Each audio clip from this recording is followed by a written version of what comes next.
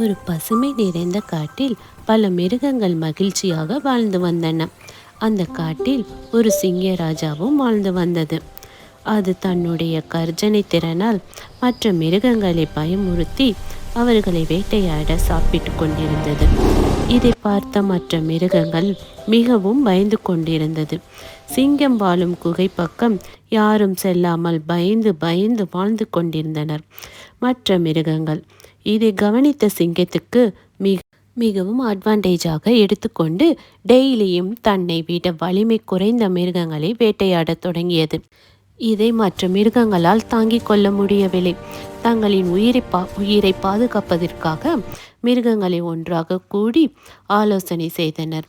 அப்போ முயல் சொன்னது, நாளைக்கு யாரை அந்த சிங்கம் வந்து சாப்பிட போகிறதோ என்று பயமாக இருக்குதுப்பா. இதுக்கு ஒரு தீர்வே இல்லையா என்று மற்ற மிருகங்களை பார்த்து கேட்டது. அதற்கு குரங்கு சொன்னது, இங்கே பாருங்க நண்பா, இந்த மாதிரி நாம் ஒவ்வொரு நாளும் பயந்து ஓடுறது இதற்கான தீர்வு இல்லை. நாம் ஒற்றுமையாக இருந்தால்தான் அந்த சிங்கத்தால் நம்மை ஒன்றும் செய்ய முடியாது. நாம் ஒற்றுமையாக ஒன்று சேர்ந்து சிங்கத்தின் குகைக்கு போய் சிங்கத்திடம் ஒரு நட்பை வளர்த்து கொள்வோம். நம்மை போல் அமைதியாக வாழவும் அன்புடன் பழகவும் சொல்லுவோம் என்று முடிவு பண்ணி அந்த சிங்கத்தின் குகை அருகில் சென்றனர் மற்ற மிருகங்கள்.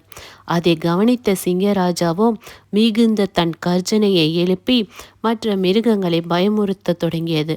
ஆனால் எல்லா மிருகங்களும் அங்கிருந்து ஓடாமல் அமைதியாக ஒற்றுமையாக நின்று கொண்டிருந்தனர். இதை பார்த்த சிங்கராஜாவுக்கும் ரொம்ப கோபம் அதிகமாகி தொடர்ந்து தன் கர்ஜனையால் அவர்களை பயமுறுத்தியது. ஆனால் ஒன்றும் பயனில்லாமல் போனது அந்த சிங்கராஜாவுக்கு.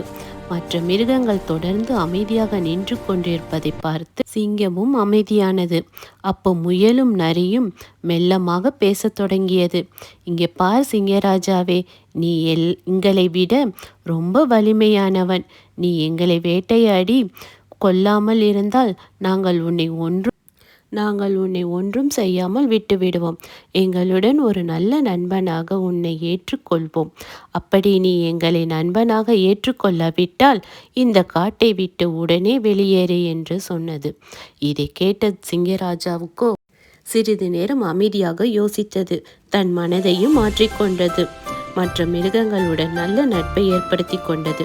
மாறல், நாம் எவ்வளவு பலவீனமானவர்களாக இருந்தாலும் நாம் ஒற்றுமையுடன் செயல்பட்டால் அது மிகப்பெரிய வெற்றியை தரும்.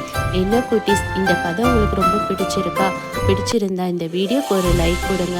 இந்த மாதிரி இன்ட்ரெஸ்டிங்கான வீடியோவோட அடுத்த வீடியோவில் பார்க்கலாம். See you, bye. இந்த கதை பற்றி உங்களுக்கு ஏதேனும் கருத்து இருந்தால் கமெண்ட்ல சொல்லுங்க.